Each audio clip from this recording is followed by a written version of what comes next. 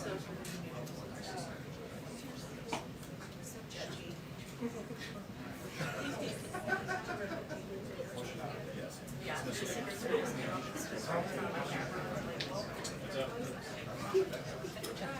everyone. Happy Monday. Okay, just two items for all of you at the top. This afternoon, the President will be joined by Attorney General Garland, as well as law enforcement leaders, elected officials, and a community violence intervention expert to discuss his comprehensive plan to reduce gun violence and violent crime.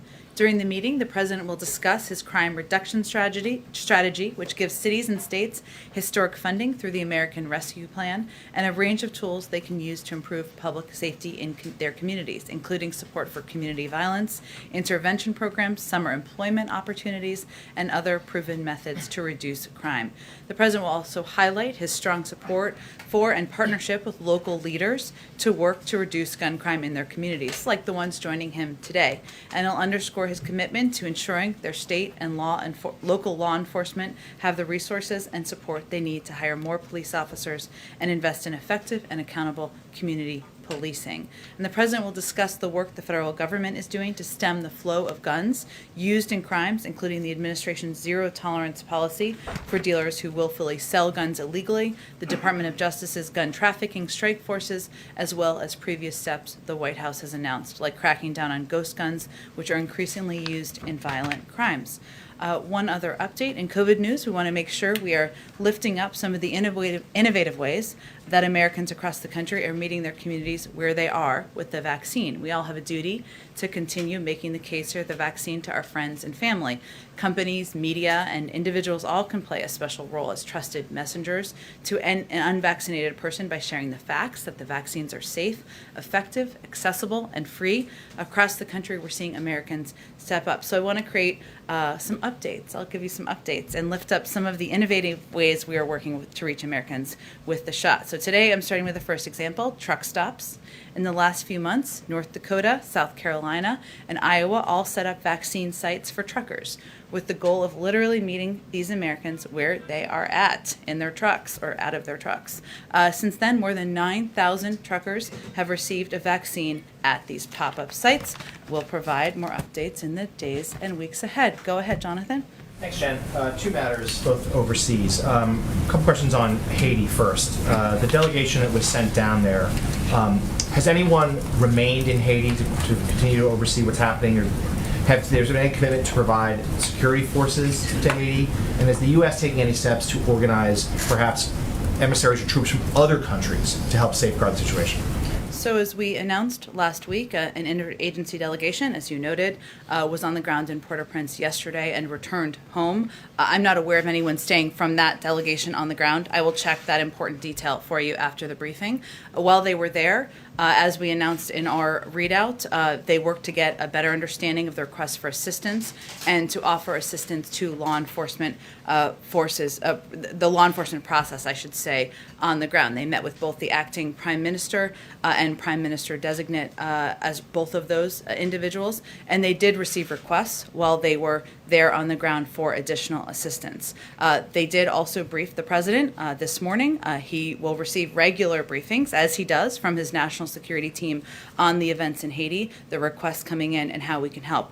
What was clear from their visit also, what was not clear is what the future of political leadership looks like in the country. And it was a reminder how vital it is for Haiti's leaders to come together to chart a united path forward. So while we will continue to, this is just the beginning of our conversations, and we will remain in close touch with law enforcement, with individuals in Haiti, with a range of leaders in Haiti about how we can assist and provide assistance moving forward. I don't have any announcements to convey to all of you about assistance, additional assistance today. So just to clarify, as of right now, the U.S. is not committing to having any sort of presence on the ground in Haiti. Well, that's not what I conveyed. We had a delegation that went down yesterday. They came back yesterday. They briefed the president this morning, as we committed to. But I don't have any. What was clear from their trip is that there is a lack of clarity about the future of political leadership. That's an important step that the people of Haiti, the different governing leaders of Haiti, need to work together to determine a united path forward. And we will remain deeply engaged, as we have been for months prior to the assassination, with individuals in Haiti to provide assistance moving forward. But I don't have any new assistance to announce for you at this point in time. The other matter for me is on Cuba. We saw the president's statement today about the demonstrations there on the island yesterday. Two questions on that. But why hasn't President Biden taken steps to undo some of the things that his predecessor, Donald Trump, did to overturn the overtures made by President Obama? And then secondly, we heard there's obviously a great cry yesterday, during these protests, for vaccines. Has Cuba on the list to get vaccines for the United States? Well, first let me say that we have actually provided, over the course of the last several months, a great deal of assistance to Cuba. I just want to note this because I think it's important for people to understand. Since 2009, which is quite some time ago, Congress has directed $20 million in democracy assistance annually. But even if you look at last year alone, the U.S. exported $176 million of goods to Cuba. In the first 6 months of 2021, Cuba imported $123 million worth of chicken from the United States. Just as an example, obviously one of the issues that that protesters are justifiably out there in the streets protesting about is hunger, is lack of access to vaccines, etc. But we are continuing to provide a range of assistance, which we will continue to do. I will say on vaccines, one of the challenges, Jonathan, which you may be familiar with, is that Cuba has not joined COVAX. And has indicated they intend to vaccinate their population using the Abdala vaccine, which the Pan American Health Organization has been out there urging Cuban scientists to publish their results in the peer-reviewed literature on this vaccine. So in terms of COVAX would be a mechanism that we have provided, as you all know, vaccines to a range of countries in the world. We certainly recognize and understand that access to vaccines is one of the issues that a number of individuals in the streets is voicing concern about, but we have to determine what the mechanism would be to work with the Cuban people to get vaccines to them. That's something we're working through. Okay, go ahead, Jeff. Jen, just to follow up on Cuba, can you give us a sense of where the president's policy review on Cuba is right now? Do you anticipate making any changes, as Jonathan asked, and where do you see it going from here? Well, I will say first, and I meant to say this in response to Jonathan, but there's every indication that yesterday's protests were spontaneous expressions of people who are exhausted with the Cuban government's economic mismanagement and repression. And these are protests inspired by the harsh reality of everyday life in Cuba, not people in another country. I'm saying that because I think there have been a range of accusations out there, as you well know, Jeff. In terms of our assessment of a future, our policy, I should say, it continues to be, our approach continues to be governed by two principles. First, support for democracy and human rights, which is going to continue to be at the core of our efforts through empowering the Cuban people to determine their own future. Second, Americans, especially Cuban Americans, are the best ambassadors for freedom and prosperity in Cuba. I don't have anything to predict for you in terms of any policy shift. Obviously, given the protests were just happening over the last 24 to 48 hours, we're assessing how we can be helpful directly to the people of Cuba in these circumstances. You hinted at this, but the president of Cuba did directly accuse the United States of basically fomenting these protests because of the embargo and that leading to a lack of medicine and the other things. Do you have a specific response to him? Well, I'd first say that the U.S. embargo allows humanitarian goods to reach Cuba. We expedite any request to export humanitarian or medical supplies to Cuba. That continues to be the case. And the United States regularly authorizes the export of agricultural products, medicine, medical equipment, and humanitarian goods to Cuba. And since 1992 has authorized the export of billions of dollars of those goods to Cuba. So that's simply inaccurate in terms of the facts that are stated. But again, I would restate what I said a little bit earlier in response, which is that there's every indication that yesterday's protests were reactions of the people in Cuba to exhaustion corruption of the governance of the leaders in the state, the economic mismanagement, and the repression that we're seeing take place against the people of the country. Lastly, there seems to be a disagreement between Pfizer and the U.S. government on the need for booster shots. Do you anticipate getting any clarity on that in this afternoon's meeting? And can you just give us a sense of what is at the crux of that disagreement? Well, first, this meeting is a meeting that HHS is overseeing, and certainly I would refer you to them for a specific readout of the meeting. But I would say that we don't see it as a disagreement per se, but we provide public health information and make determinations based on a large swath of data, and that relates to booster shots as well. And some of that information that the FDA and the CDC look at, and this was in their statement last week, does include some private sector data, and that can be part of how they assess what recommendations will be, but it's a much broader swath of information and data than that. Now, data we continue to analyze. Science evolves, and we have long said that we will reserve optionality, including how we're purchasing doses of vaccines to ensure we have maximum optionality for the American public. But any assessment would be made by the CDC and the FDA, and we made clear last week that wasn't a recommendation being made at this time. I'd also point to something that Dr. Fauci said yesterday when he was out there on some of your networks, when he conveyed that there could be assessments made about certain swaths of the population as well. It may not be all or nothing, but that's something that our scientists will continue to assess, and if they make a conclusion that booster shots are recommended, they will provide that information publicly, and it will be based on a large range of data and information. Go ahead, Karen. Thanks, Jen. I just want to point out that HHS is not commenting on that meeting that's taking place today with Pfizer. There's nothing else you can share ahead of that of how seriously the administration is considering the possibility of booster shots? Well, not to minimize a meeting, but I would say that we regularly meet with and engage with our health and medical experts regularly work and meet with companies to understand the latest data. And that would certainly be a part of an assessment of recommendations moving forward. The point I was making in response to Jeff's question was that it's not based on solely the information or data from one company, which hasn't been concluded or hasn't been fully published publicly either. But our health and medical experts will look at the data around the vaccine holistically. We'll use any further data as a consideration moving forward. But I wouldn't see this meeting today. I'm not surprised that there's not a big readout from HHS. You mentioned other companies. Has the administration heard from any of the other vaccine producers about the possibility of a booster shot and what they're pushing for? Again, I would leave that to any company to provide any information publicly about what they're assessing. We are in touch with leaders of these companies regularly. We do look at our own data. We welcome their data as a part of that assessment, but the CDC and the FDA will make a recommendation based on their own assessment. If there is a third shot recommended, would the government cover the cost of that shot as well, and what considerations would have to take place to get funding for that? Well, we have in our contingency planning, led by Jeff Zients and the COVID team, I think we've indicated from here that we have purchased the number of doses we have and indicated we want to increase manufacturing in these facilities around the country because we want to have maximum optionality, including depending on what is most effective with children under the age of 12, including if there is a booster shot needed. So that is certainly has long been in our planning, even in advance of knowing whether that will be a recommendation made by our health experts. Go ahead.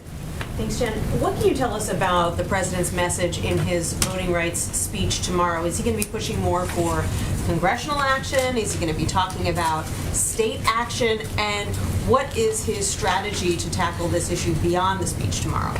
Sure. Well, first, thank you for the question, because he's very focused on this speech tomorrow, one that he himself wanted to deliver.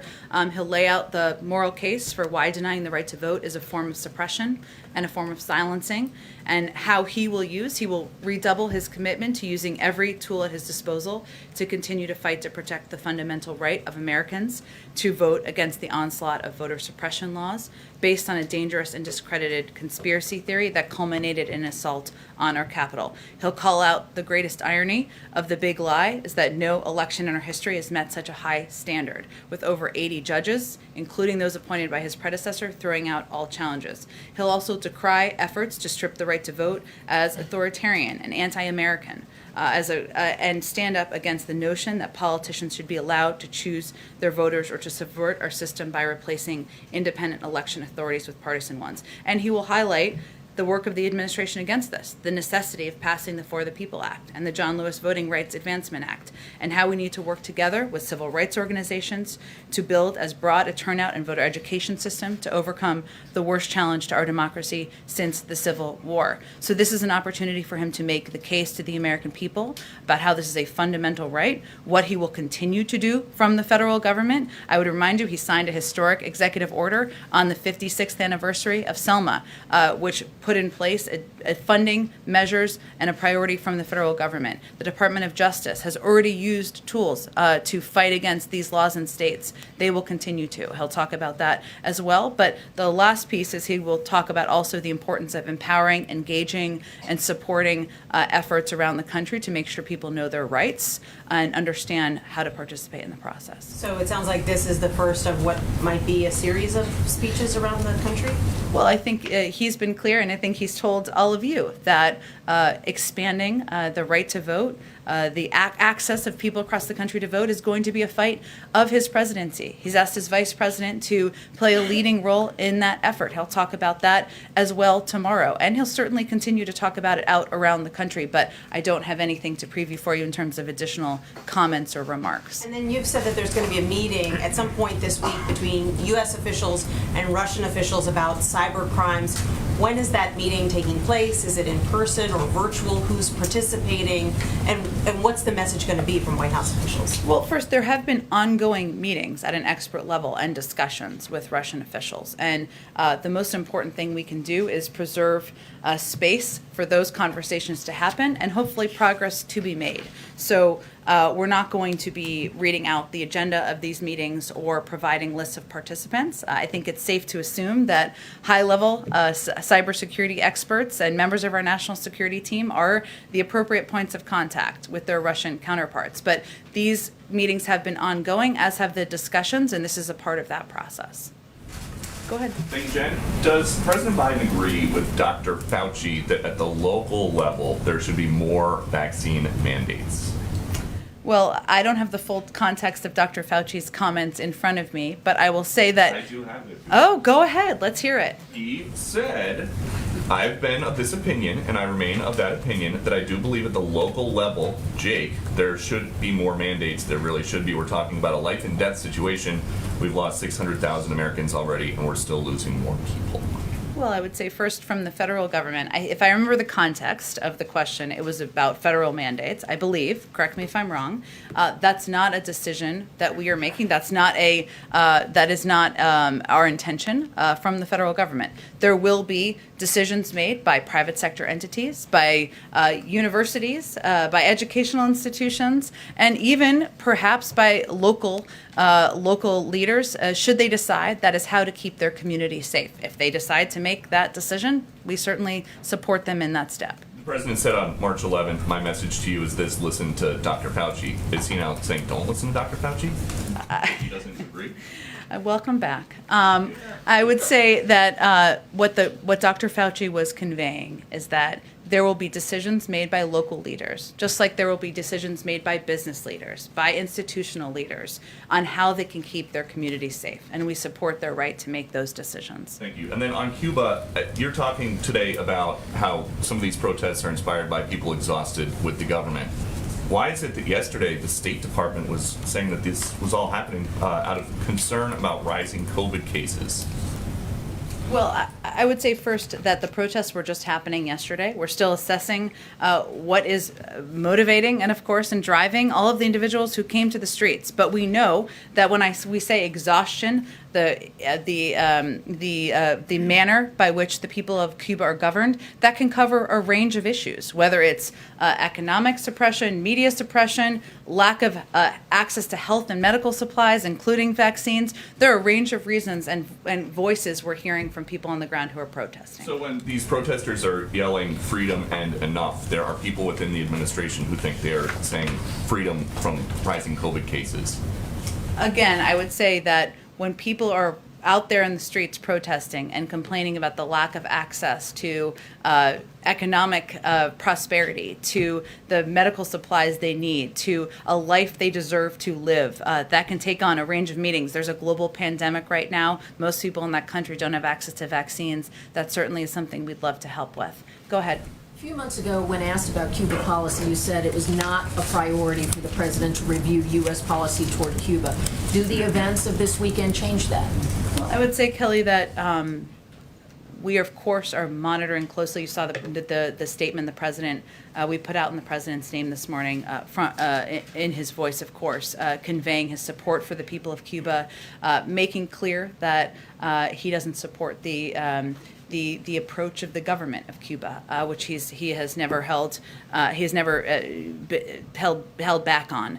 In terms of where it ranks in a priority order, I'm not in a position to offer that, but I can tell you that we will be closely engaged. We will be looking to provide support to the people of Cuba. We certainly, support the freedom of speech, the freedom of press, the freedom of when we believe they deserve to have access to the economic support, medical support, health supplies that many of them are asking for. And on voting rights, Texas Democrats who have been working through their process, some of them plan to leave the state, come here. Is there any plan for the president or the political arm of the White House to meet with them? What can you update us on that? I don't have any. Let me check on that for you, Kelly. It certainly is possible. There are people here who plan to meet with them, as we have in the past when other legislators have come to Washington. So let me see if there's a planned meeting with anyone from our team. Go ahead. Back on Haiti for a second, and honing in on the question that Jonathan was asking. What's the status of the formal request that the U.S. send troops to Haiti? Is that still under analysis here? That's correct. Still under review. So it's not been ruled out? No. What is the current assessment here as to how Haiti ranks in terms of American interests, safety and security there? How important is safety and security to American interests in the president's mind? Well, certainly the safety and security of the people of Haiti is of great interest to the president and to the administration. I don't think it's particularly constructive to rank order issues happening around the world. They're all important. That's why we have a big government and why we are focused on doing what we can to support the people of Haiti, support the people of Cuba, continue to address the range of challenges we have around the world. Oh, go ahead. One more question. The president later today is meeting, as you mentioned, with the officials to talk about gun violence and crime. He did something similar less than 3 weeks ago. Should we expect to hear something different today than he has so far said about this issue? Well, I would say first that rising crime has been an issue in communities across the country for 18 months, if not more. It's cost lives, shattered communities, and our focus is on addressing that head on, saving lives. And he feels it's important enough to communities around the country to continue to voice what his approach is going to be here. Advocating for more police with better training and accountability, advocating for the need to keep illegal guns out of the hands of criminals, making sure people understand we need to use every tool at our disposal. So certainly today is an opportunity to meet with a number of individuals who have played a role in law enforcement, who have been leaders in their communities, and certainly should be an indication of his ongoing commitment to this important issue. Go ahead. I wanted to just check in on both the president's legislative priorities right now. For the reconciliation bill, they need to pass a budget resolution. Yeah. Seem to be still pretty stark divides between, Bernie Sanders, who's running the budget committee in the Senate, and some of the more moderate senators. So I'm wondering, has the White House decided on a number that they want for that bill? And if not, or if you can't express one right now, how confident are you, since we're continuing to see this divide as we get later into July, that you're going to be able to bridge that gap by leadership or schedule for this? Well, first, back in April, when the president said we would move forward on 2 tracks, that we would seek a bipartisan agreement on infrastructure, and that we would work with Democrats on a budget reconciliation process that included key components of the American Families Plan. There was some skepticism about the possibility of that moving forward, and that's a diplomatic definition of how their broad reaction was. That's exactly what is happening now, and in our view, this is how the legislative process works. Our policy making muscles have atrophied over the last few years, this is exactly what it looks like. It's messy at times, and we fully expect that these negotiations will have ups and downs. We're prepared for that. We're going to be closely engaged. The president will be talking with, engaging with, inviting down members to have discussions as needed through this process. But we've already seen speculation that our agenda was dead be disproved over the last several days, and we're going to continue to work in close coordination with members moving forward. Now, I will say that as it relates to the budget reconciliation process, that of course is for members of the Senate to work through what they can all collectively support together to get enough votes. The president will continue to advocate for components of his Build Back Better agenda, the American Families Plan, components he's laid out in his budget, and pieces of his American Jobs Plan that were not included in the bipartisan package. Those will be his priorities as he's having these discussions with Chairman Sanders and others who are leading this process.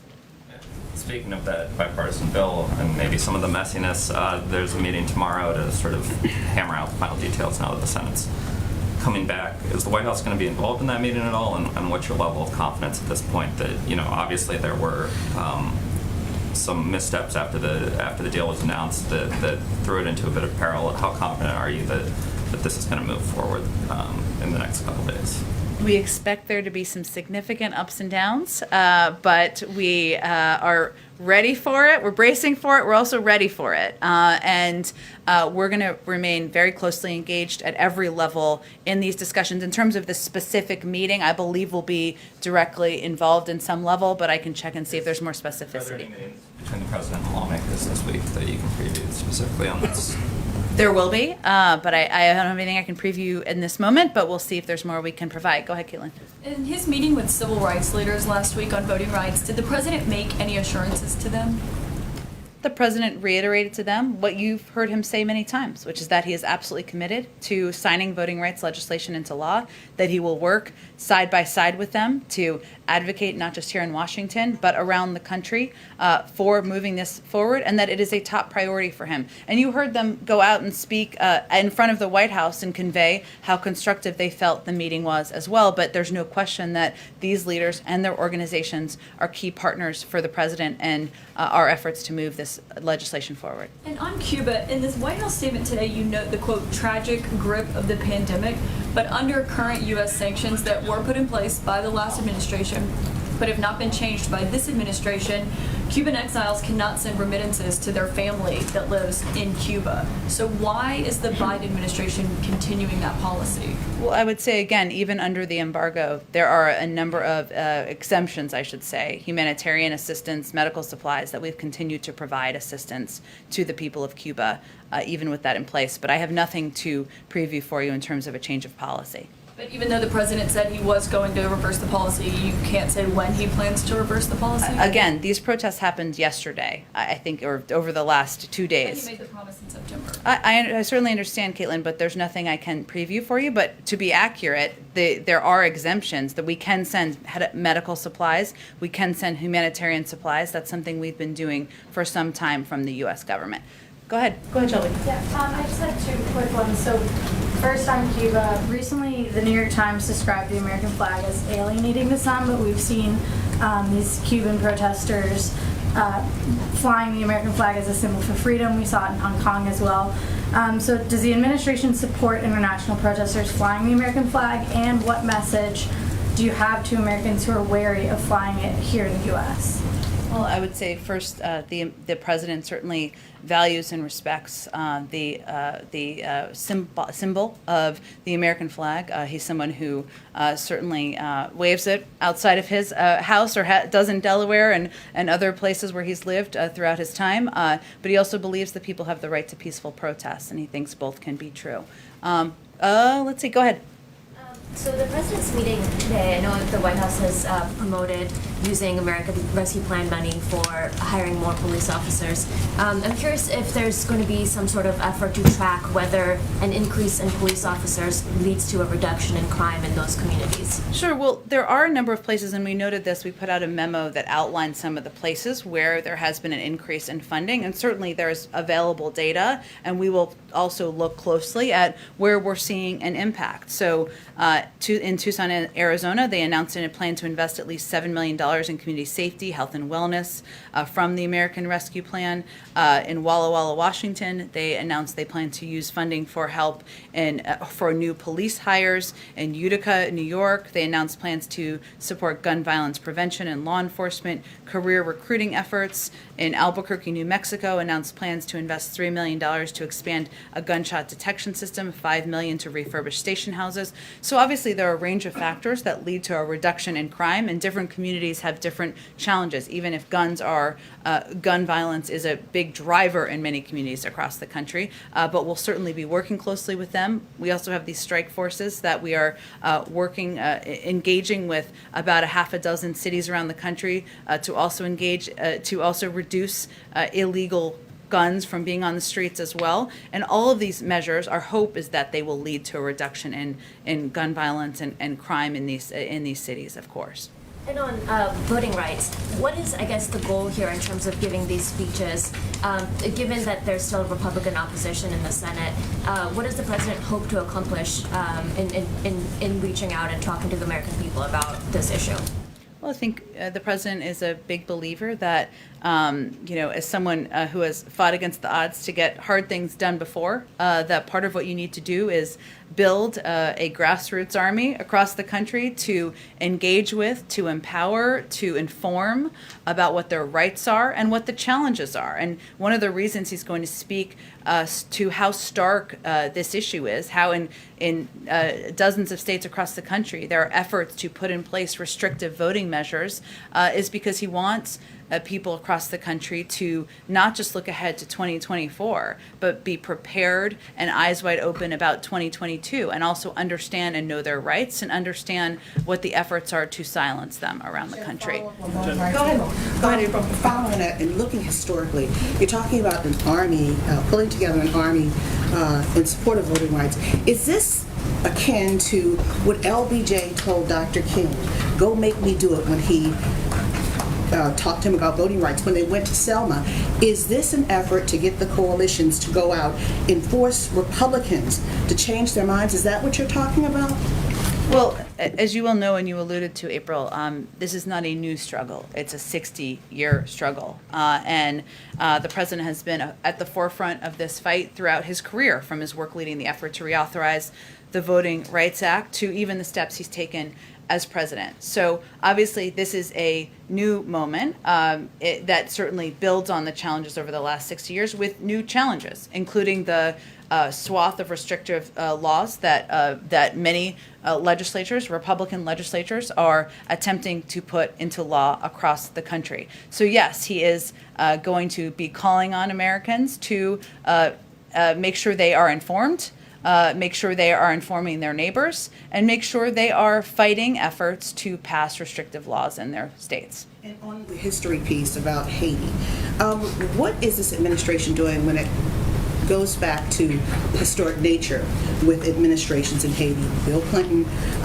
helped Joan Bertrand Aristide go back into power. Condi Rice went there during the Bush administration under blue helmet support from the UN to talk about democracy. Is this administration looking at the historic nature of what administrations have done as it relates to Haiti and how you are dealing with Haiti today? Well, certainly history is always a part of how any leader approaches governing and approaches engagement with foreign governments or the people of other countries, because sometimes that's embedded in how they understand or how they think of the United States. What's important to know and understand is that we have provided $75 million for a wide range of issues, including democratic governance, health, education, agricultural development, and strengthening of pre-election activities, even before, of course, last week. That was as of January. And that we've long been working with directly with in lifting up, empowering, and training Haiti's law enforcement, improving, I should say, Haiti's law enforcement capacity. This is a situation, though, in Haiti where the determination of what the next steps are, what the path forward is going to be up to the people of Haiti, who is going to be leading the country moving forward. When is it safe to have elections? How will they work together to figure out what their needs are, and how can we work with them to assess what those needs are and how we can help meet them here from the government? So obviously, from the United States, I should say. So obviously, there is a great deal of uncertainty. There's a lot more information we need. Yesterday was just the beginning, not the beginning, but an important step in our engagement that will certainly continue from a range of entities in the federal government moving forward. Go ahead. Jen, over the weekend, House Whip James Clyburn, an ally of the president's, called for a filibuster exemption on voting rights as a potential pathway forward for the Senate to pass that legislation. Does the president agree? Well, first, I would say that Congressman Clyburn is a good friend of the president and certainly of the administration, an important partner as we work to get our agenda moving forward. I will say, though, in terms of how this works, the filibuster is a legislative process tool, an important one that warrants debate, but determination about making changes will be made by members of the Senate, not by this president or any president, frankly, moving forward. And it requires every single Democrat supporting changes. Now, I'm not here to provide a whip count for all of you, but that's not where support currently stands. So the president's view continues to be aligned with what he has said in the past, which that he has not supported the elimination of the filibuster because it has been used as often the other way around. I understand you're asking me about an exemption. We don't have any new position on that either. I would note that there are a lot of issues out there, and I think activists and advocates will tell you this, where you could argue that there should be an exemption. And this is certainly one of them. But that is what a lot of advocates, there are advocates for a range of issues, whether it's gun rights, climate, who are out there advocating for this. So he's talked about his support for returning to the talking filibuster. He continues to support that. But he, again, believes that as somebody who was in the Senate for 36 years, we need to continue to work to find a path forward to do hard things, even when they seem challenging. And that's what he will do in this case. With no pathway really forward, the legislation languishing, is there a plan B? Is there, like, is he rallying, I mean, as he is tomorrow, public support to hopefully change the complexion of the Senate and then try and pass the legislation? It just seems like there's no kind of obvious path forward for legislation that he says that he wants to pass if he's not going to change the filibuster rules or advocate for that. Well, I think, if you look at even the Supreme Court ruling just a few weeks ago, his view is that, and he'll talk about this tomorrow, is that sends the focus back to Congress. And we don't accept the notion, he's an optimist by nature, otherwise he wouldn't be sitting in the Oval Office right now, that it's dead. We don't accept that. We believe there needs to be a path forward. He's going to ask the Vice President to help play an important role in determining what that looks like. And we're going to continue to advocate, to fight for moving forward on voting rights legislation. And he'll certainly elevate the need for the American people to be engaged in that effort moving forward. Go ahead. Oh, okay. Go ahead. Thank you, Jen. Sorry. I was going to go to you if that's okay, only because she hasn't been here in a while. Go ahead. Okay, thanks. Just to follow up on Matt. Sure. Clyburn was saying that he would like Biden to endorse the carve-out either publicly or privately, like get on the phone with Manchin, just call him, say that you'd like to do this. To bring up LBJ again, as April said, does the president see no role for himself in trying to press these lawmakers, given you say he's going to talk about the authoritarian danger of these voting rights? Mm-hmm. Does he not see that role for himself? I think the president sees his role as somebody who can speak from the bully pulpit to elevate and advocate for the need to move forward on voting rights legislation, of course, but also to use every lever in the federal government to protect the rights of the American people to vote around the country. That is one lever, is legislation. There are other levers that are at his disposal that we've already started to implement and rely on. And I would just go back to what I said a little bit earlier, is that, you know, if it were waving a magic wand to get voting rights legislation on his desk through any means, he would do that. But it requires the majority of members in the Senate to support changes to the filibuster. It requires. It requires, again, I'll leave it to all of you to do a whip count out there about the support. This is a Senate procedural process. It requires the majority of them to support it. What he can do as president is to continue to lift up, elevate, advocate, engage, empower people across the country, make sure they understand that this is based on the big lie, make sure they are as outraged as he is about efforts around the country to suppress and silence people across the country. That's the most instructive role he can play. I'm sorry, I've got to go because you've got to gather. Thanks, everyone. We'll see you all tomorrow. Thank you.